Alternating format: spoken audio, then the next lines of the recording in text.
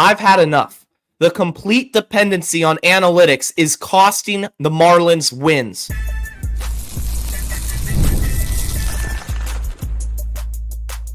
You are Locked On Marlins, your daily podcast on the Miami Marlins. Part of the Locked On Podcast Network, your team every day. Welcome into Locked On Marlins. I'm your host, Jeremiah Geiger. I've been podcasting about the Marlins for 4 seasons. Go hit me up on X at Jeremiah Geiger 2. And thank you for making Locked On Marlins your first listen of the day. It's part of the Locked On Podcast Network, which is your team every single day. Don't forget to hit subscribe on the YouTube channel and let me know your thoughts in the comment section. And today's show is brought to you by FanDuel. Right now, new customers can get $200 in bonus bets when your first $5 bet wins.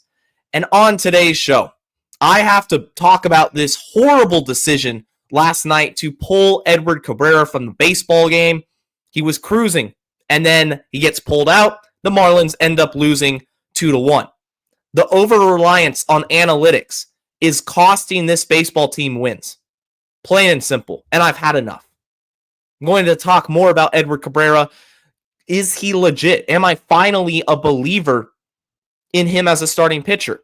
Also talk about Jansen Junk getting his turn in the rotation and preview the Marlins and the Braves series. Last night, the Marlins are trying to avoid dropping 3 out of 4 to the Phillies. The Phillies are a better team. There's no doubt about it. They are going to be in the playoffs. The Marlins aren't. But the Marlins had an opportunity to at least split the series, 2-2. And Edward Cabrera is on the mound. He's had a really great stretch of baseball, probably the best stretch that he's ever pitched, that he's ever looked as a starting pitcher. And against this really tough Phillies lineup, he was dominant. Going into the 7th inning, he had only allowed 1 hit. 1 through 6 innings. The Marlins are winning 1-0. Alec Boehm leads off. He gives up an infield single to Connor Norby at third base. Infield single, though, right? It wasn't hit to the gap. It wasn't a home run. The wheels weren't falling off. I can live with an infield single. And then he immediately goes back and strikes out Nick Castellanos. His pitch count is at a very manageable 82. Clayton McCullough gets out of the dugout, walks over to the mound, signals for the bullpen, and brings in Cade Gibson, the left-hander, to face Max Kepler, the mighty Max Kepler. Max Kepler Barry Bonds. That might as well be his full name if you ask Clayton McCullough, because God forbid Edward Cabrera faces a lefty, even though Cabrera has reverse splits against left-handed hitting this season. The Phillies go on to tie the game. Max Kepler actually got a base hit, by the way, off the lefty Cade Gibson.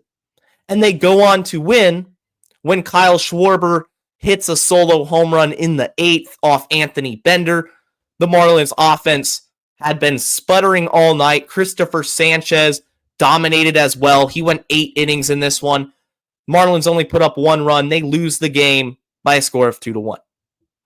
When asked about the decision to take Edward Cabrera out of the game, Clayton McCullough said this, and I quote, "Cade's been great for us, and with Kepler coming back up there at that particular time in the game, Kepler's 3rd time coming up, just like that matchup there to get Cade in the game and have him and a run of hitters to give him the best chance to get us out of that particular inning. Thought that Eddie certainly threw the ball terrifically to that point, and I liked Cade coming in there with Kepler hitting." So Clayton McCullough really didn't answer anything. Yeah, we know you liked Cade Gibson coming into the game because you made that decision. You went out to the mound and took Edward Cabrera out of the game. Of course you wanted Cade Gibson in the game. We understand that. My question is, why are you so hesitant to allow Edward Cabrera the opportunity to get through the 7th inning? The Marlins this season have not had a starting pitcher complete 7 innings of baseball. Not one. We are we're at June 20th. We're almost to the All-Star break. The All-Star break. And a Marlins starter hasn't gone 7. It's ridiculous. It's absolutely ridiculous. This team is driven and run by analytics and computers and the computer model, whatever it spews out, that's what they're going to do. No matter what. And I'm tired of it. I am completely sick of watching this unfold. There's no sense of feel for the game or the situation. There's no gut. There's no eye test. And I'm not saying that analytics as a whole is a bad thing. I'm going to clarify this. I always clarify this because I don't want people coming up and saying, "Well, Jeremiah, you're just old school. You don't understand. You don't understand the statistics." No, I do. I do, believe me. And analytics is a very useful tool in a lot of situations surrounding the game of baseball. When that's waiver claims, trades, how you construct a pitching arsenal, the data behind it. It's very interesting and it's very useful. But there comes a point in time when you're actually out there playing the game and you see that Edward Cabrera has given up 2 hits all night, one of which being an infield single, that you just say, all right, big dog, go get him. He just struck out Castellanos, and Max Kepler's up to... it's Max Kepler. This isn't Juan Soto, by the way. And this isn't, some crazy left-handed power-hitting guaranteed to just make you pay batter. Yeah, Kepler has power, sure.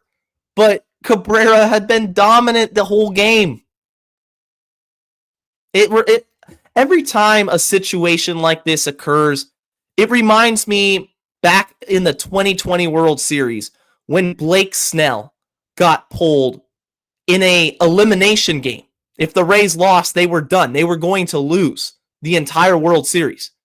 And Blake Snell got pulled very early on because of the matchups, because of analytics. Well, if you bring a lefty in here, you bring a righty in here, then that's going to solve your problems. You statistically are going to have a 5.6% chance better to get out of the inning. Now, just stop. Stop it. It's costing this team games. I hope people realize that. And I also don't want people to get the wrong idea when it comes to Clayton McCullough. He's a rookie manager who is right now, I think, over his head when it comes to decision making, when it comes to bullpen, when it comes to the starters, because whatever happens, for some reason, he does not want to get burned by leaving a starter in the game. As evident as the evidence points to, they haven't had a starter go 7. There you go. He'd rather die with the bullpen than die with the starter. Even if the starter is pitching out of his mind like Edward Cabrera was. He is not the mastermind behind this as well. This isn't just McCullough making these decisions. They have some sort of analytical model that is suggesting the data, the statistics, everything behind it. Make this decision at this time. You have to do this. The percentage will increase. I'm going to talk in a robot voice because that is what the Marlins, they might as well hire a robot to make it as their manager. Just let the computer system make the decisions. Why even have a human being as your manager if you're never going to make a decision based off your gut? Cade Gibson isn't Josh Hader, by the way, either.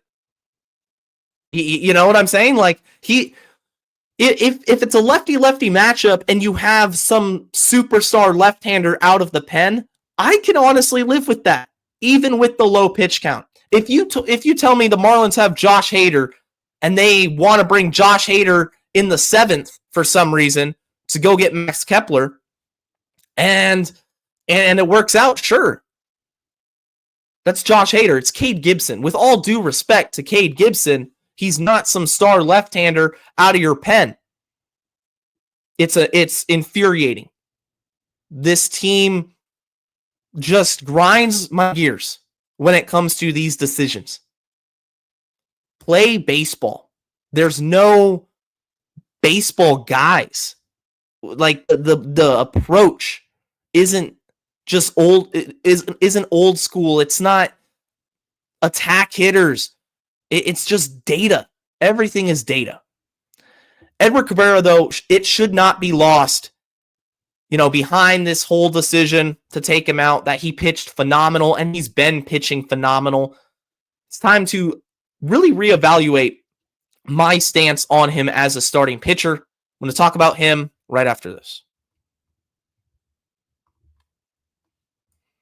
And this episode is brought to you by our friends at Wonderful Pistachios. Are you looking for a snack that's both delicious and nutritious? Crack into a good source of protein with Wonderful Pistachios. Wonderful Pistachios is one of the highest protein nuts. Each 1 ounce serving has 6 grams of protein, giving you over 10% of your daily value. Plus, they're packed with fiber and better-for-you unsaturated fats to help keep you feeling fuller longer. If you love the no-shells variety, it's the perfect grab-and-go snack for busy days or whatever you're doing. If you want to sit down and watch the Marlins play some baseball, grab some Wonderful Pistachios as a snack. No shells variety, or if you love cracking open every shell for that satisfying crunch, the in-shell options are a classic favorite. Wonderful Pistachios is a complete protein. It provides all 9 essential amino acids, and these little green wonders pack a protein punch. I love pistachios. I love Wonderful Pistachios no-shell variety because it's easy. It's real simple. You just grab the bag, reach in, and you got your healthy snack for you right there. So whether you're running between meetings or you're dropping off the kids, Wonderful Pistachios are the snack that works as hard as you do. So get snacking and get cracking with the snack that packs a protein punch. Visit wonderfulpistachios.com to learn more. I appreciate all the everyday listeners out there tuning into Locked On Marlins. If this is your first time, make sure you hit that subscribe button. It helps me out a lot. Edward Cabrera, although he got taken out of the game very early, there certainly is no short of disappointment when it comes to his outing because he was awesome. And I really think Edward Cabrera has hit a point in his career in which he's finally turned it around. And he's making believers out of the non-believers, myself included. I have been adamant on this podcast that you can't trust Edward Cabrera. You just can't trust him as a starter. In fact, I was calling for his spot in the rotation at the beginning of the season because of how bad he looked in spring training. And at the beginning of the season, it was same old Edward Cabrera. High pitch count, exit early, no command. And he's flipped that on his head, on the head. I mean, the narrative has completely changed.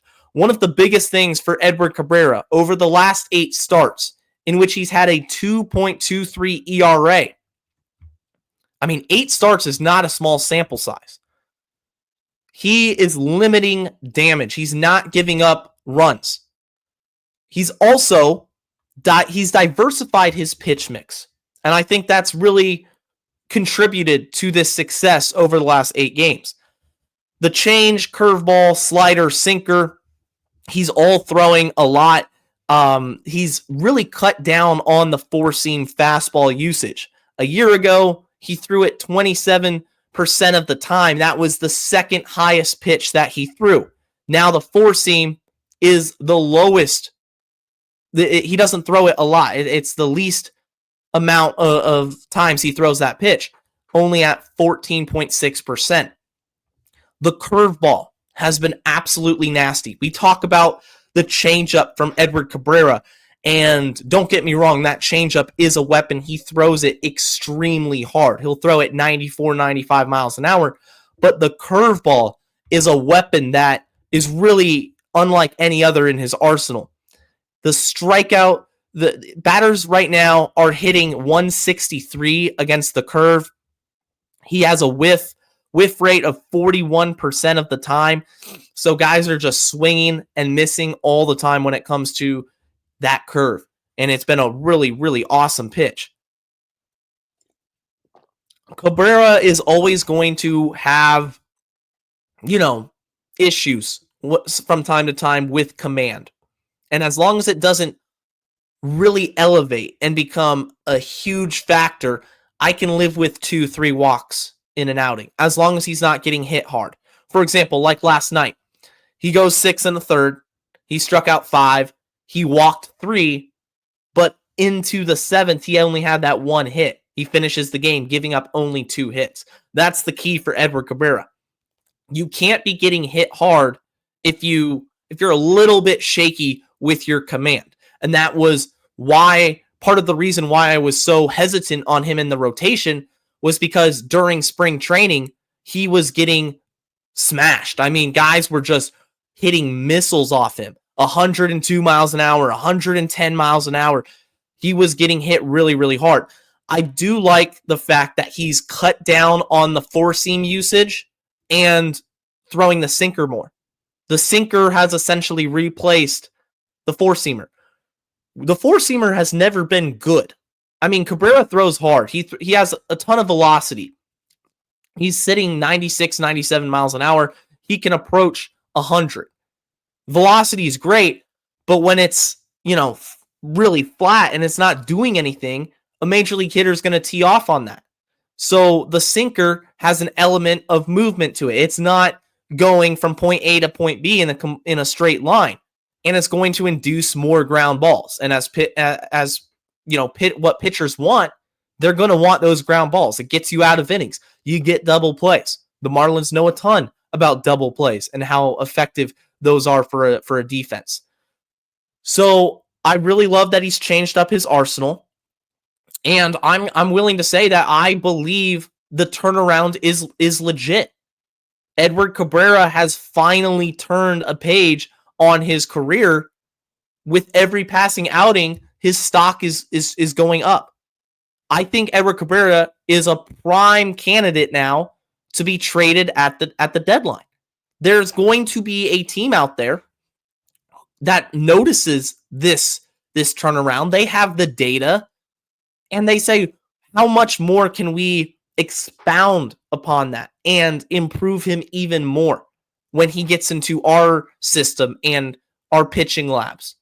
There's going to be contenders that are going to be very interested for Edward Cabrera. And right now, it's a little too late for Cabrera to have this success long-term on the Marlins. The Marlins are rebuilding. Cabrera, he's in his arbitration years. I should have pulled this up before, but Cabrera's contract, I know he has multiple years of control, and he's cheap. For the Marlins, every dollar matters, but for other teams, it's really not going to cause a scene. It's not going to matter. So they actually avoided arbitration with him this year, but next year he'll be an ARB too. He doesn't hit free agency until 2029. So plenty of team control for any potential suitor that makes a trade with Miami. I'm really happy for Cabrera, and I think it's awesome because overall on the season, his ERA is 3.81. We talked about how Max Meyer was going to have a breakout campaign, and I was such a believer in the changes that Max had made at the beginning of the season, and then the wheels just kind of fell off that train. His production took a steep dive, and now he's dealing with a hip injury and on the injured list. Sandy is getting back to being Sandy. Yuri Perez getting back to Yuri Perez off Tommy John surgery. There's a long leash when it comes to him in terms of production. You're going to have some bad outings. You're going to have some short outings with Yuri Perez. But Edward Cabrera, dare I say, has been the best Marlins starting pitcher this season. And that's awesome. It's surprising, but it's also awesome. Really happy for him, and happy where the Marlins are when it comes to Cabrera, because I think they can turn the Edward Cabrera experience into some talented prospects and get a really nice return at the deadline. Don't be surprised if that happens. Much like Jesus Sanchez as well, Imagine possibly packaging Jesus Sanchez and Edward Cabrera to a contender. You could get a real nice return. Coming up next, I'm going to talk about Jansen Junk as he takes his spot in the Marlins rotation, and also preview the Marlins and the Braves series. That's all coming up right after this. The NBA Finals are down to their final game, and every game has delivered highlight-worthy performances, major momentum shifts, and can't-miss moments. Whether it's a game-winning shot or a breakout player, there's never been a better time to get in on the action.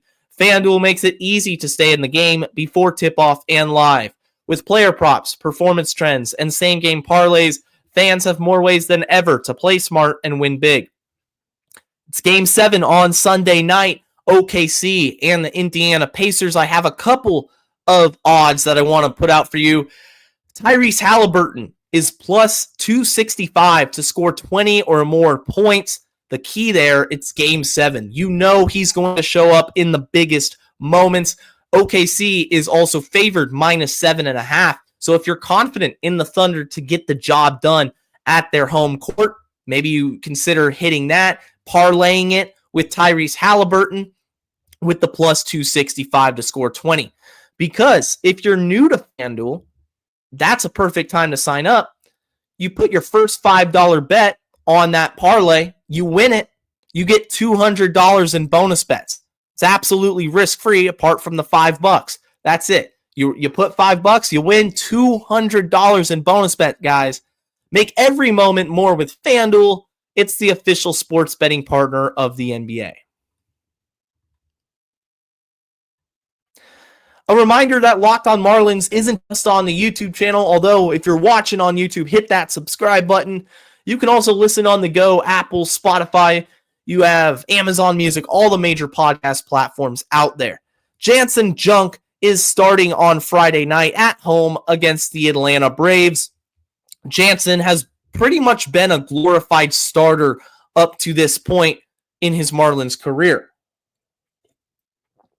All of his appearances have been out of the bullpen, but he hasn't pitched less than 4 innings in any of his 5 outings. 5 innings against the Angels, 4 innings against the Giants, and then back-to-back 4 innings before a 5 2/3 outing in which he got a win against the Washington Nationals last week in his most recent outing, where he only gave up 2 hits, struck out 4, and didn't walk anyone. Actually, in his entire, season up to this point, he's only walked 2 batters. That's really, really huge because command is such a huge part of starting pitchers and pitching in particular. But when it comes to starters, like we know with Edward Cabrera, once you limit those walks, once you limit those high pitch counts, it's going to allow the bullpen to take a breather. It's going to allow you to get through 5 innings, 6 innings. Well, although not 7, the Marlins will never let their starter go through 7. So if you can find like a bet that has Marlins starting pitcher to go over 7, hammer the under on that every single time.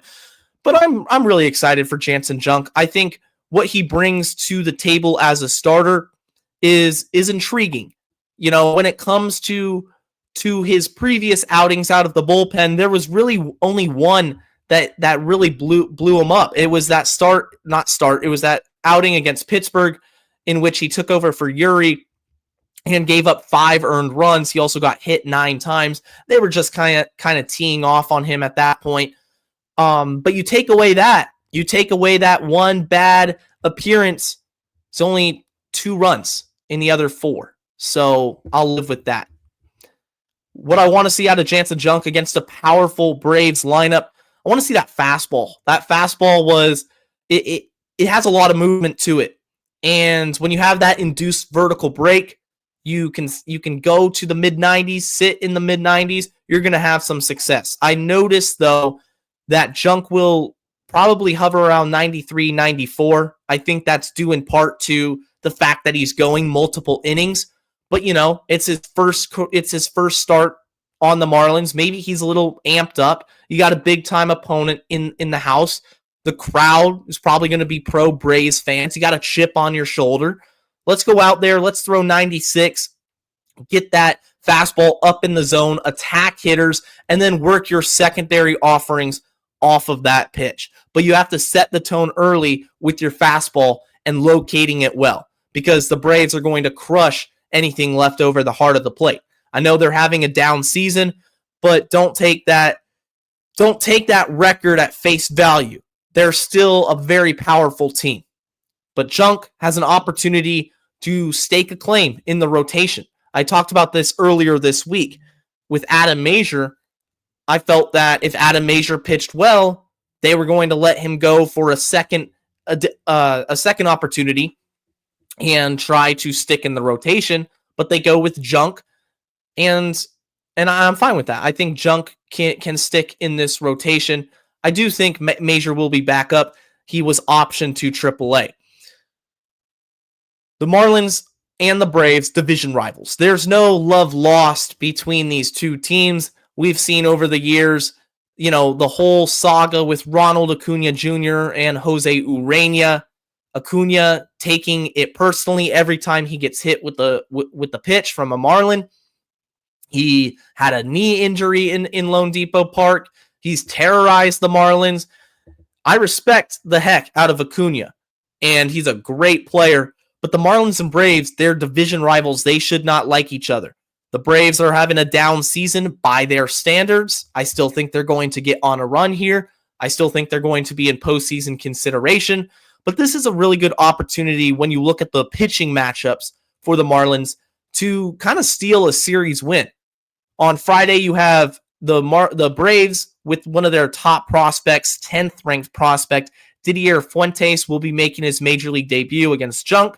And then Saturday, Yuri Perez and his third start, a really good, test for him in terms of competition. He'll be facing off against Grant Holmes, who struck out 15 Rockies in his last start. Absolutely a strikeout machine. I know it's the Rockies, but the Rockies swept us. So if you don't think Holmes can't strike out 15 Marlins, you would be remiss, my friend. And then probably the most important outing, Sandy Alcantara on Sunday against Bryce Elder.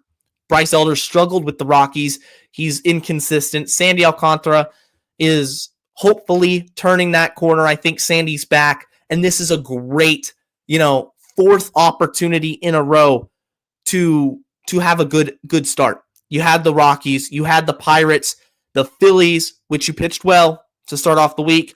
Can you close out the week strong, Sandy, against the Braves? He's seen him plenty of times. The Braves have seen Sandy plenty of times. Let's go. Let's compete.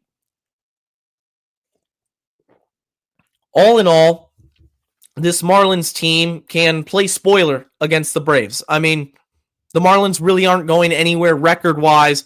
The Braves still are trying to compete. They're sitting there in the NL East at 34-39. But if they sweep the Marlins, they're 37-39. It's still so early. They're right back in the thick of things. The Marlins sitting at 29-44. You take 2 out of 3, that's going to be some real positive momentum for your team moving forward, and it's going to, create some morale in the clubhouse against a very good Atlanta team.